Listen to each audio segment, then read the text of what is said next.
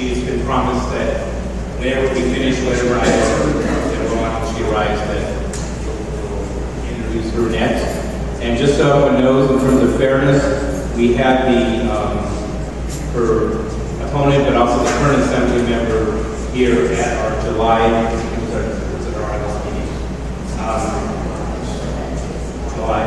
July meeting, who made a presentation, also did question and answer. So, to be fair, we're giving equal time to Ms. Shelley. The other thing I want to announce is that I was advised regarding agenda item number 11 on the agenda, based on input from the Department of Neighborhood Empowerment, because this is dealing with a specific project, existing project, it's not properly agendized for action tonight or for consideration by the board. However, if anyone's interested in the topic, they can speak during public comment, and we can certainly take input at that time.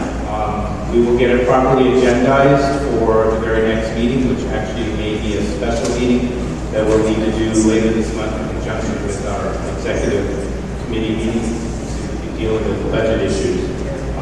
That's just a suggestion. That would be up to the chair of the land use committee. Based on the timing, if you want to wait till the October, we can do that too. But before I go to general public comment,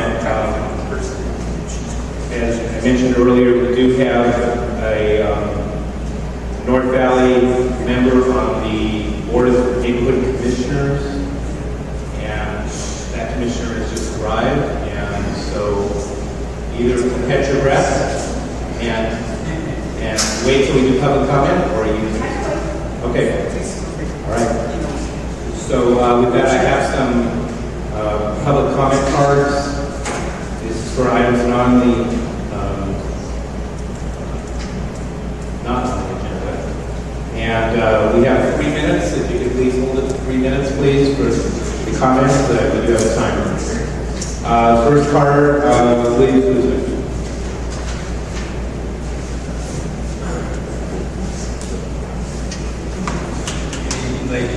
Good evening, ladies and gentlemen. First of all, I want to congratulate Northridge East Neighborhood Council for being one of the first neighborhood councils to comply with the agenda posting requirements and getting the agendas emailed to the stakeholders in their email database. Also, I want to give special mention to Earl Howard, who has now made North Hills West the second neighborhood council to comply with the new agenda posting requirements. This is great news for the stakeholders, folks. We're getting advance notice. We love it. Speaking of the stakeholders, a group of us met and formed a group called the Stakeholders Empowerment Enlightenment Coalition. It's a grassroots organization. Our website address is https://seec-reform.com. We had our first inaugural meeting last night after 7 days of organizing the group, arranging a meeting room, and getting the announcements out to every neighborhood council, city councilman's office, the Department of Neighborhood Empowerment, the mayor, and everybody else. We could send that announcement out to 4 days in advance of our meeting. We had a nice turnout, and if I can just go ahead and read the mission of the group so you understand what we're about. I'd like our permission to leave the flyers about our next meeting on the table in the back. Our mission to empower stakeholders with tools to enlighten and effect positive reform of the neighborhood council system, which was created by the Charter Amendment of the City of Los Angeles, to enlighten City Council as to the Department of Neighborhood Environment's failure to provide sufficient support, assistance, and oversight to the individual neighborhood councils in compliance with the goals and purposes as stated in the Neighborhood Council Plan Ordinance. Our vision, a City of Los Angeles neighborhood council system in which every stakeholder is encouraged and empowered to participate in the conduct of business of their neighborhood council and to demand that their respective board of directors represent the stakeholders in all related community matters. In addition, we envision all neighborhood council boards operate in full compliance with with all applicable laws, the Brown Act, California Public Records Act, neighborhood council bylaws, codes of civility, of which that was recently just ratified by the Board of Neighborhood Commissioners, the Department of Neighborhood Empowerment resolutions, rules, regulations, best practices, guidelines, with honesty, openness, and transparency. Thank you. Thank you very much. For the record.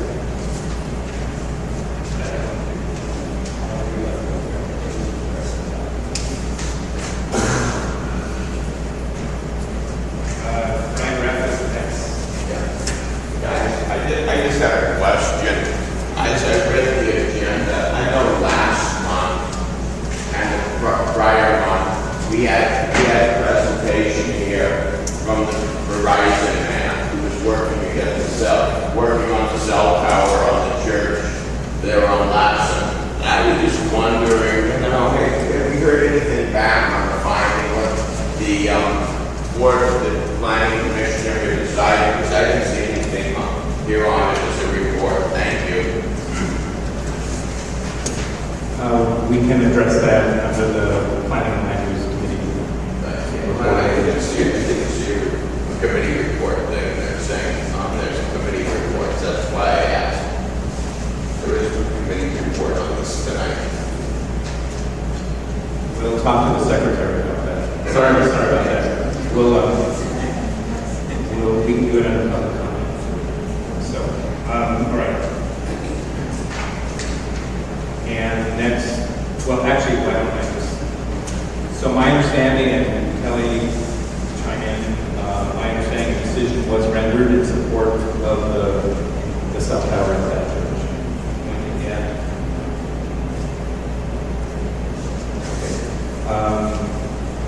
Bernie Davis. 3 minutes.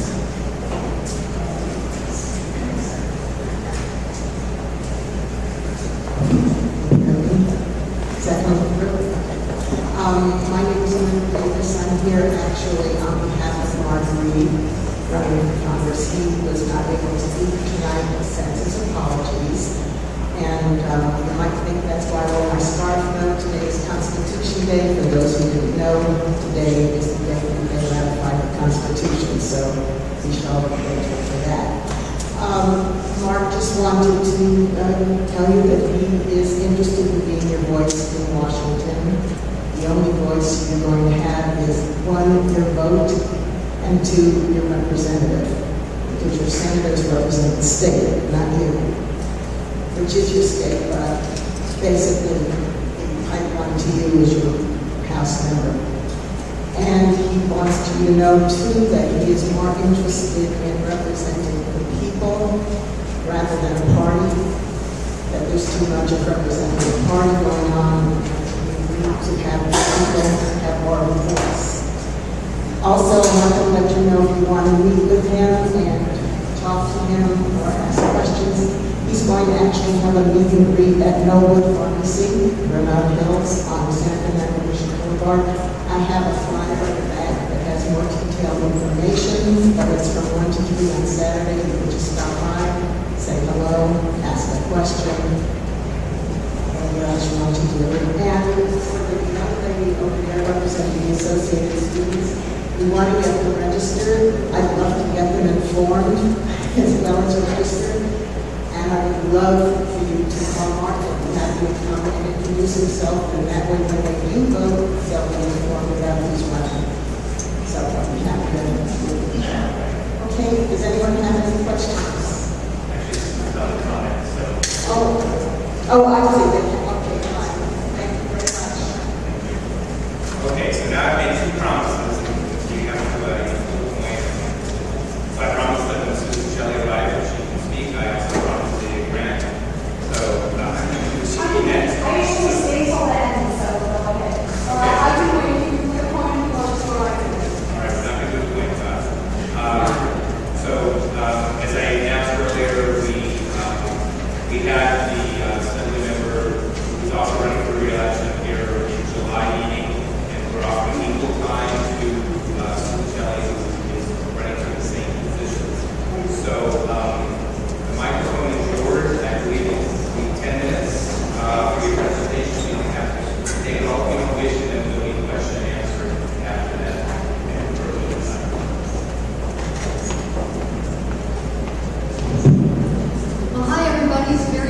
be here. I'm Susan Shelley. I'm a Republican running for the state assembly.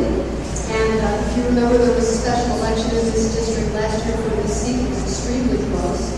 We missed victory by only 329 votes. There are a lot of people in this district who do not feel that things are going well and are not happy. And they want to change the status quo or at least shake it up a little bit. And I would just like to let you know, you're all citizens of Ashland. I think you kind of know the sophisticated way the politics of California. We have a supermajority right now in the Assembly. And we are 2 seats, the Republican Party is 2 seats away from breaking that supermajority. And wherever you are on the political spectrum, wherever you are, whatever your views are, absolute power is not a good thing for California. Absolute power is a corrupting influence. We have seen 4 state senators go off in handcuffs in a year since the supermajority was voted in 2012. It's really not healthy. We need open, transparent government. We need committee hearings. We need legislation that's filled in and on all the lines, not left blank and passed through the Assembly and figured out in backwards later. This is really not a healthy way for California's government to operate. As I said, wherever you are on the political spectrum. I'm very interested in protecting Proposition 13. I'm very proud to be endorsed by the Howard Jarvis Taxpayers Association. And I've been observing that in Sacramento, since the supermajority was elected in the Assembly and in the State Senate, they have been trying to chip away at it. There are 7 separate proposals that would make it easier to pass bonds and parcel taxes. And what that means is... Excuse me, can we take the conversation outside, please, because it's distracting. Sorry. There are 7 proposals that would change the Prop 13 requirement of 2/3 of all people to raise taxes. It would lower it to 55%. They want to do this for, I have a list here, infrastructure bonds. This one's already passed the Assembly on a Saturday last June, a year ago, before Bob Lincoln left. This would make it possible for the City of Los Angeles to put bond measures on the ballot, and they would pass it only 55% of the vote. Many more of them would pass. We did this for school bonds in 2000. Many more of them were passed. They're all at the bottom of your property tax bill under voting indebtedness. So the supermajority Democrats wanted to do that for infrastructure bonds, library bonds, transportation bonds, parcel taxes, community development bonds, and my personal favorite, SCA 11, bonds for any general purpose. Any general purpose, they would pass with 55% of the vote. If these all pass, they need a 2/3 vote in each house, and then they pass, they get on the ballot, and they pass with a simple majority. If they become part of the California Constitution, property taxes will go up after every election. And I don't feel we should give extra incentive for taking on debt. California already has a $340 billion red ink line on the ballot, according to the nonpartisan legislative analyst's office. $340 billion of debt and unfunded liabilities in pensions and health care. Now, when they say in Sacramento we have a balanced budget, they're just looking at cash flow. They're not looking at pension liability. They're not looking at the billions that are owed to the federal government for unemployment benefits. They're not looking at any of that, but we're on the hook for it. So having the cities or the state take on more debt for all these pet projects, even though each of them sound very worthy on their own, when you add it all up, people are going to start losing their homes. People can't pay anymore, they're a house out. And so I'm in this to protect Prop 13, and not just for homes, but also for jobs. Because if we raise taxes on businesses, how does that help us? How does it help us if the donut shops and the tailor shops and the businesses that are renting space in big office buildings all get their rent increased simultaneously because we decide we're going to take away that break, as the Democrats put it, that break that the businesses have had on their property taxes. If we raise taxes on businesses in California, they are going to lay people off, cut people's hours, pick up and move to another state. I would argue that many of these businesses that have been here a long time would have been gone already if not for the property tax break. So I think Prop 13 should be protected for business properties and for residences. I think that we don't need higher taxes in California. What we need in California is sensible policies that You know, Tesla, the CEO of Tesla, when they said they were looking at 4 different states, and California wasn't one of them, for this battery factory with 6,500 jobs. The reason California was not on the initial list, because it would take a year of environmental reviews to get anything approved in California. Of course we want safe environmental practices. We want and water, we want clean air. Does it have to take a year? It doesn't take anybody else a year. I would argue that this is not administered well, and it's hurting job creation in California, which hurts the bottom line for everything that needs public revenue. There's less money for schools, there's less money for roads, there's less money for everything. And then you have this climate law, which is going to raise gasoline taxes and diesel fuel taxes January 1st. Not taxes, but raise the price, it's a hidden tax, because there's, under the 2006 cap and trade law, transportation fuels are being brought under that for the first time January 1st. Gasoline is estimated to go up 12 to 20 cents a gallon on January 1st as a result of that. What are they going to do with this money? This penalty for driving is supposed to incentivize people to drive less and save the climate. What are they going to do with the money? Well, they made a deal in June in Sacramento, 25% of it for the bullet train. 25% of it. You're paying at the gas pump, and 25% of that extra money you're paying is going to fund the bullet train. Why? Why? Is this a good use of anybody's time or money? And when you raise prices on gasoline and you raise prices on diesel, because the cost of everything in California goes up. Because everything that moves, starting with food, will be more expensive. And when those prices go up, that hurts everybody. And the lower you are on the economic scale, the more it hurts. How does this help us? How does this help us? We could suspend the implementation of this 2006 law. We could say, let's take stock of where we are and whether this is cost effective, whether this is effective at any cost. Maybe it's not. You know, you can look at something like plate tectonics. You know, the crust of the earth is divided into plates, and the plates are moving. And it causes volcanoes, it causes earthquakes, it causes the ocean floor to rise and the mountains to move. San Francisco is on one plate, moving south. Los Angeles is on another plate, moving north. Do you know what we can do about it? Nothing. Nothing. It's the geology of the earth. It has always been the geology. We could tax ourselves into poverty to pay for giant bolts.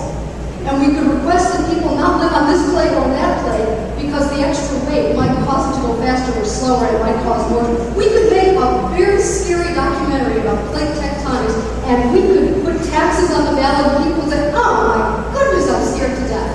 All right, whatever you say. I don't want to die in a volcano. But there's nothing we can do about it. And maybe we have overreacted to climate change in something like the same way. We're paying a lot in California for that 2006 law. Your electricity bills are going up to pay for going to 33% renewable fuels by the year 2020. What is that accomplishing? If California goes from 20% renewable fuels to 33% renewable fuels, and nobody else does, are we saving the earth? Or are we just making California uncompetitive? So I would argue that there's a lot we can do. We don't have to cut the budget. We don't have to cut programs. We don't have to hurt anyone in this difficult economy. But we could improve job creation in California by just looking at what we've done to ourselves and backing off some of the stuff that's not working. We need better government. It's not really complicated. But it does take a fresh set of eyes, and it does take two-party government to hash it out in public so that people can see what's going on. Thank you.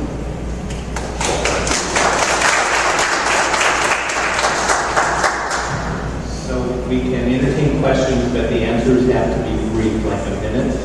So give us your minute answer version.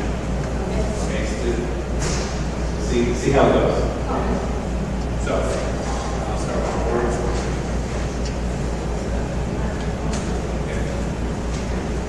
Can you hear me okay, too? So I have the pleasure of being the whole time. I know you're season alum. But with that being said, I have had an opportunity to hear your thoughts on higher education. So I get pretty well educated on the thoughts on Prop 13 and taxes, but what about Los Angeles Community College District, largest in the nation? We have 3 community colleges right in the backyard with Mission Valley here, California State University system, obviously. Prop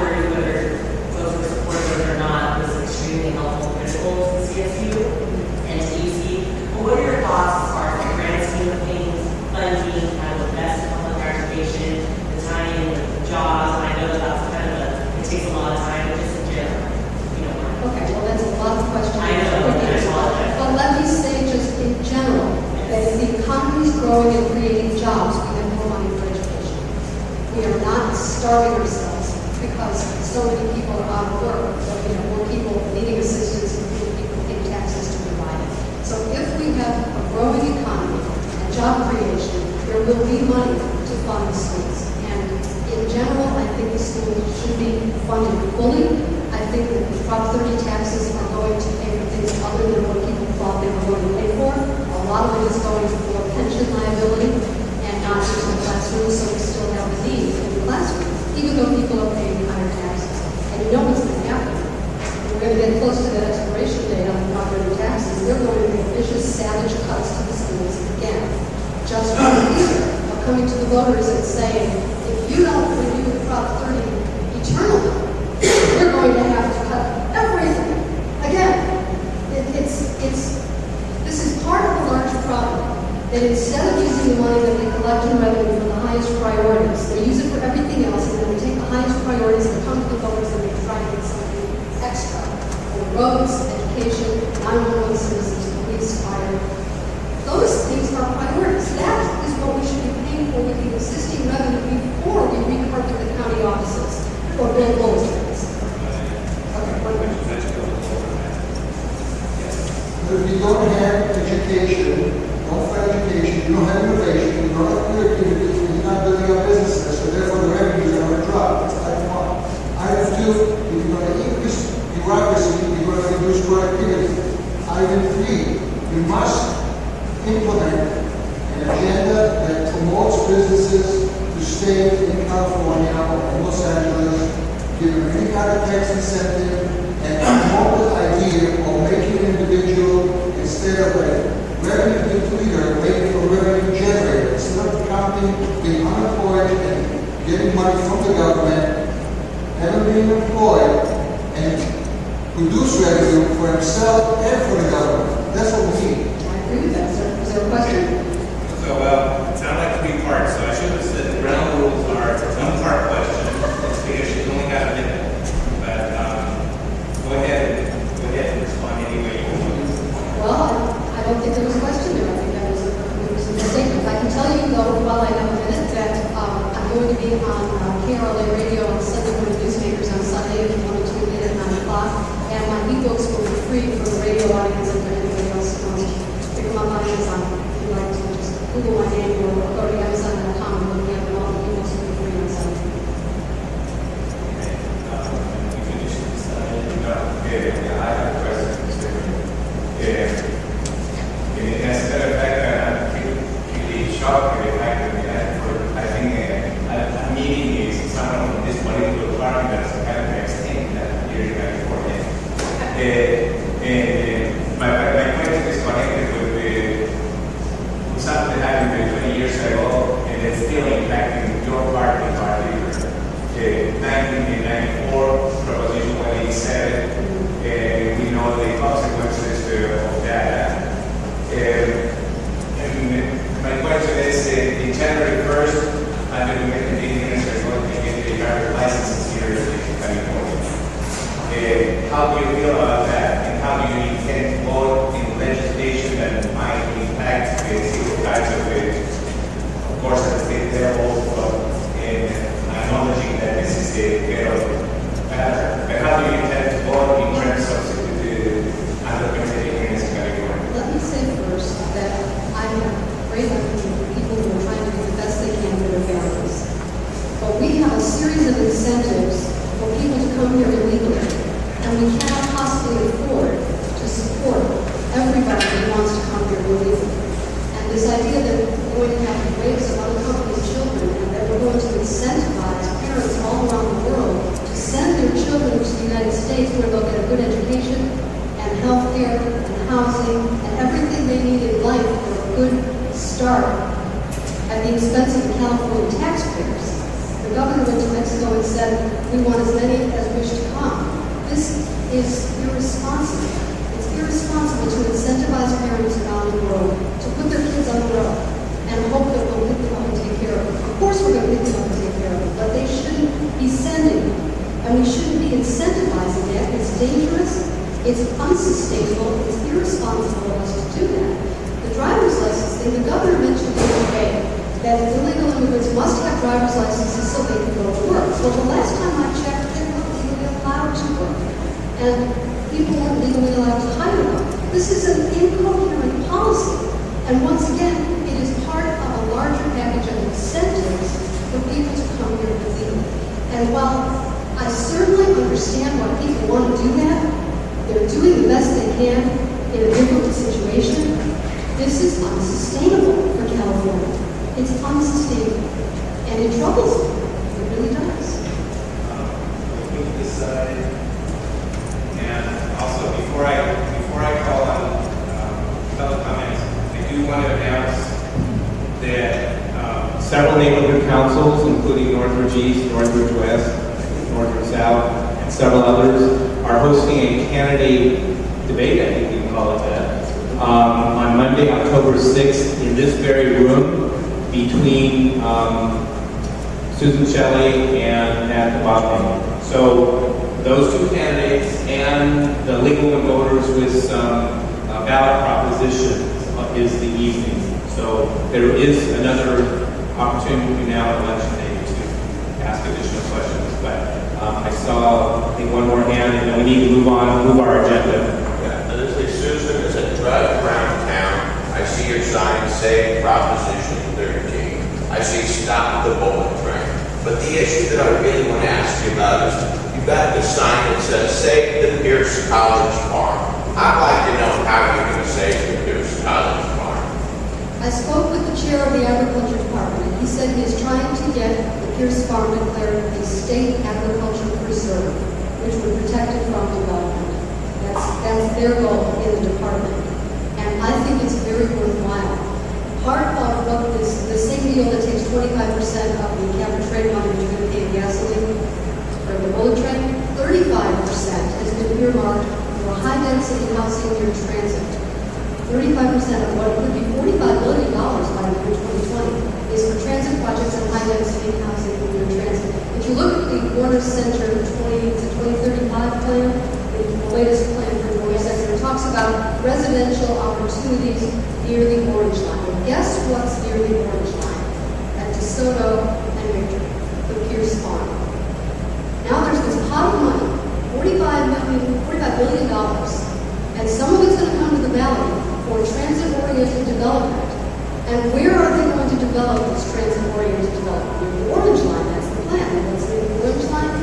A piece of land that the community college district would like, some in the district would like to sell. Some of them would like to sell for the cash that it would generate. If the Pierce Farm is declared a state agriculture preserve, it would be protected from being sold off to become high-density apartment buildings across from the orange line station. So that's the plan. Just to get everybody on record saying they support making the Pierce Farm an agriculture preserve to protect it from being developed that way. I want to thank you very much for taking time out of your busy schedule to do this. And again, next month, Monday, October 6th, starting at 6 p.m. in this room. You can let other folks know too. Thanks again. Okay, so the next item on the agenda, since Lydia said she's willing to wait, I'm actually going to let her wait for one more item. The next item it'll be quick, is budget advocates report.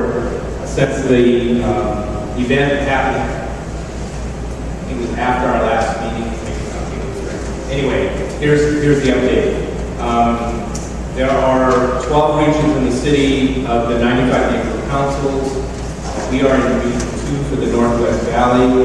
Each of them have 3 budget advocates that were elected at Budget Day on August 16th. I have the honor of being one of those 3 for the Northwest Valley. The other 2 persons are listed on the agenda: Pamela Gentry from Northridge West and Deborah Perkins from North Hills West. And so it's actually 3 new people, even though I'm recycled from prior years. And so the budget advocates have already started meeting several months earlier than in the past, and because the Mayor Garcetti, has made a commitment to engage neighborhood councils and board members and stakeholders and getting involved in the budget process early on, meaning now. And so, in fact, Rick Cole, Deputy Mayor, was at the Board of Neighborhood Commissioners meeting on Monday and explained how that commitment is. He's the budget director, and Libby may touch on that. So the first thing that's going to happen is we're going to be moving up the regional budget days that in the past were in March. Last year, not at all. It'll be held on Saturday, October 11th at the Valley. There's 5 different locations in the city. Regional budget day for the Valley will be in the Rowdy Building in Van Nuys. So all board members are invited to attend, and certainly the budget representatives.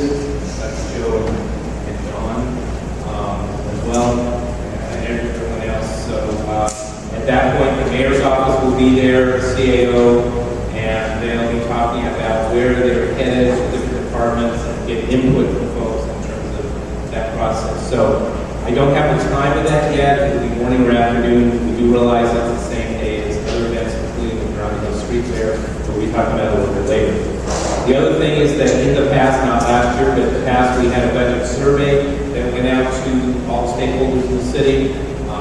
I think at the high, there were 10,000 people that participated in that. And so they are planning to bring that back, but at an earlier time frame. So probably before the holidays instead of in the past, it was like a January, February time frame. So that it's earlier in the budget process so that the mayor and CAO can really try to incorporate our concerns. Whatever they may be, it may be the same throughout the city, it may be different, whatever it is, they'll hopefully have that. So that's basically the update. The budget advocates will be meeting this Saturday after the Congress, because it's our normal meeting day, third Saturday, so we have to move the time to the end of the Congress. It'll be a very long day. So if any of you want to sit in on that, you can. So it'll be after 4 o'clock. And then the next meeting after that is in early October. So if are there any questions regarding the budget advocates? Not seeing. All right. So with that, the next item on the agenda. Oh, incidentally, and I even though I'm here, the other 2 budget advocates from the other 2 neighborhood councils were a team, and they need to see all the other neighborhood councils. I need to see there. So just know that they may on occasion attend these meetings in future months. The next item on the agenda is the Congress of Neighborhoods. That's this Saturday at City Hall, annual event. Last year there were 744 participants. A lot of the neighborhood council board members. How many folks have already registered for that? Okay, so for the rest of you, how many of you are thinking of going but haven't registered? Anything we can say to convince you to go? Otherwise, I'm going to actually, so this is the point that I'm going to call up Commissioner Grant to give her a report, but I'll let her start off with this Congress. She's been involved with the process, with the planning committee and workshops and the different sessions, and I'm hoping that she can convince some of you, unless you just aren't going to be in town or just can't get down to City Hall for any part of the day. But I'm going to ask her to try to convince you to be there. There's 7 simultaneous workshops, so we need to really have 7 board members there to cover all the workshops. So with that, and then I have a list. After that, you go into your commission report, and I've got a couple things that I'd like to segue to first. Okay. So for those of you who don't know me, I'm Lydia Grant. I'm the commissioner who oversees the neighborhood council system for the North Valley. I'm one of 7 commissioners. We each have a region that we cover, but we work together to create policy. I'll go ahead and start with the Congress first. The Congress is the Saturday. We've been working on it. It feels like around the clock for weeks and weeks. There's so many details that need to be taken care of. So for those of you who may not have signed up yet, I want to give you, I'd like to tell you about the 2 sessions I'm teaching, because one of those may inspire you if you are already inspired by the things that are on there. One of those is an opportunity that we've never really had before with the Board of Public Works. And that is in session 2, it's the Public Works Roundtable. A couple of the speakers that I've gotten have been moved into positions where they're actually liaisons to the neighborhood councils and communicators to the neighborhood councils. So So we have Commissioner James who will be there. We have Lon Lorenzen, which is also a great addition. He is the street tree superintendent for the city. So he's in charge of all the street trees. So if you wondered why we're not taking care of the trees that are ill or dying, why the trees aren't being trimmed, why trees are still being removed if they're protected under the protective ordinance, that's the person who can answer these questions for you. And this is something we've never really had access to before. Another thing is the Department of the Bureau of Engineering. Like in city planning, we sometimes as neighborhood councils get like, oh, there's going to be construction of a new building, the permit's been pulled at this intersection. Well, what the Bureau of Engineering is working on right now, and Mary Nemick is going to be there on behalf of them, is to talk about a system that they're trying to put into place where we'll be notified of anything the Bureau of Engineering will be doing in the community, such as putting in a new street light or redoing a new intersection or something like that that affects us in our traffic patterns so that we'll be able to get them out to our neighborhood councils. So another thing that's kind of new and exciting is with the Bureau of Contract Administration. We have Rep. McReynolds who will be attending that session. And what he'll be doing is a presentation on how the neighborhood councils now can help us stop what's happening with the street destruction. Part of the reason that we have a problem with the streets in the city is because other entities, such as utilities, cut into those streets. They go in and pave them. It's supposed to be so many years before they're cut into, that the utility comes, or DWP, or somebody else comes and starts cutting into it, which creates the problems which are now making our streets fail. So, I've been working actually for a few months. Many of you knew that I was at City Hall and I was working in the Department of the Bureau of Sanitation Commission Office. And I was trying to put together a master plan. And this is some of the stuff that's come out of this, is how we can work better. And one of the things that's exciting about this one is Bureau of Contract Administration oversees the permits that the city is given. So for example, AT&T comes, just as an example, they come and they cut through the street and you're looking out your window saying, hey, I wonder if they're supposed to be there. You can now check online, and if they aren't supposed to be there, that address has not had a permit pulled, you can contact the city and they can go directly out and ticket them for not having that permit. That's how the city can help catch these people who are not getting the permits and not following the rules and helping in the destruction of our streets. So this is another thing that will be at the Public Works Roundtable that I've been working on putting together, along with, like I said, Commissioner James and the street trees. We have the Contract Administration, Bureau of Engineering, and I'm missing somebody. Yes, you can look it up online. The website is it's at NC Congress LA. If you're interested in going, please go and sign up, even if you just want to join us for the free breakfast and lunch. No, I'm just kidding. And don't forget to print your parking pass. You don't have to pay for that either. Basically, we're really excited about the sessions that are coming. There's like so much that's new and exciting. So I want to tell you take another minute to talk about another session I'm doing. Because again, it's something very different. I'm teaching a class on, and I'm working, Commissioner James is working with me on this, on political etiquette, on how to approach your council member when you see them in public. How not to jump all over and say, oh my God, I have to tell you about this pothole situation. Because then what happens is the next time they see you coming, the wall comes up. Or you get taken away by staff. So we want to make sure that you guys are properly trained in how to address your council members, how to work with them more efficiently. Also, how to put a presentation together for them. Say somebody in the audience says, hey, I've got this issue I really want them to address. Well, how do you do it? How do you set up that meeting? How do you put it together in a way that you're going to be considered credible? That you're going to have the information that you need? And those are things that we're also going to teach at this session. So if you're as a stakeholder, you're active in the community and you deal with these types of issues, we want to make sure that you have the tools and training to be able to do this for yourself. So it's not only building credibility for yourself, but also for your council too, how to follow up, how to network, how to be where those officials are so that you can be seen. Even if it's just so you can make eye contact so they don't forget you.